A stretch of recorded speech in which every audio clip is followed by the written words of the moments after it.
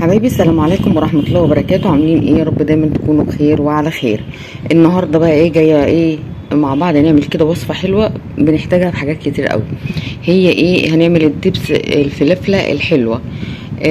انا بشوف ناس كتير بتعملها بالفلفل الاحمر، لكن النهاردة انا جاية اعملها معاكم بالفلفل الاحمر والاصفر. فكرة تجربة الاصفر دي بصراحة تجربة، وانا قلت ايه مش عارفة يعني، وانا بعملها كده قلت ما اجرب. هنخسر ايه؟ بدل ما احطها في التلاجة والفلفل بتاعي يدبل ويبوظ، فانا ايه هستفيد بيه. انا شلت على قد استعمال سلطة، حاجات زي كده، والباقي هنعمله كده في التلاجة بدل ما هو زحيم للدنيا. فهنعمله دلوقتي. الفلفل رخيص في السوق، والكيلو منه ب20 جنيه. ده الفلفل ب20 جنيه. ده هنعمله النهارده زي ما اتفقنا دبس فلفلة حلوة. هنعمل منه الاحمر والاصفر.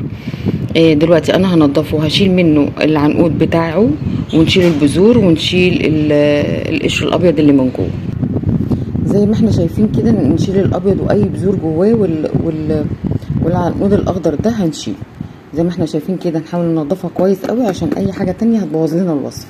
العروق البيضه دي لازم نشيلها. بصوا يا حبايبي، دي الكميه اللي انا شلتها على جنب كده لاستعمال السلطه او اي حاجه، فانا ما كترتش عشان ما يبص معايا. كده كده احنا عارفين ان الفلفل ملوش روح، بالذات الفلفل الالوان. هنا انا قطعت الكميه اللي هي الصفرا وخلاص، ما فيهاش اي بذور ولا فيها اي قشور بيضه. وهنا الفلفل الاحمر اهو، انا كمان غسلته عشان اتاكد ان ما يبقاش فيه اي بذور. وهنروح بقى للخلاط نشوف هنعمل فيها ايه.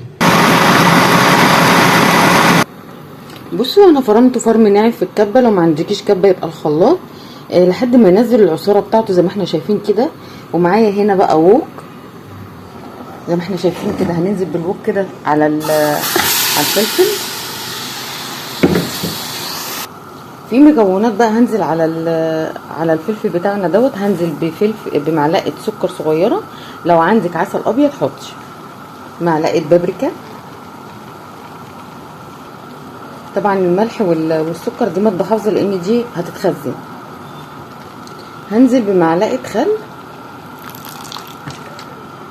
هنزل ب3 معالق زيت يكونوا كبار. هقلب بقى الخليط وهسيبها على نار متوسطة تنزل المية بتاعتها وتشربها. يعني انا هستنى لما تسبك معايا زي ما عملت في الاحمر هعمل في الاصفر.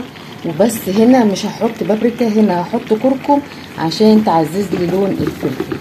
بصوا هسيبهم بقى على نار متوسطة ينزلوا المية اللي فيه ويشربوها كده، يبقى معايا اتسبك اهو. هسيبها بقى على نار هاديه كده مع نفسها كده لحد ما تتسبك معايا. زي ما احنا شايفين كده ان انا وطبق عليها النار خالص علشان ايه ما تشعوطش مني وتتحرق.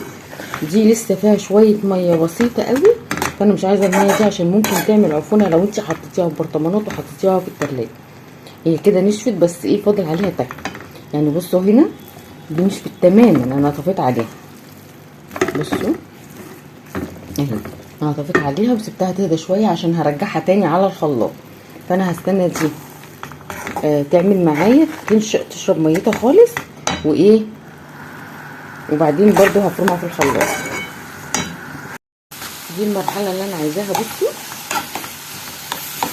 كده بقى هطفي عليها واروح بيها على الخلاط.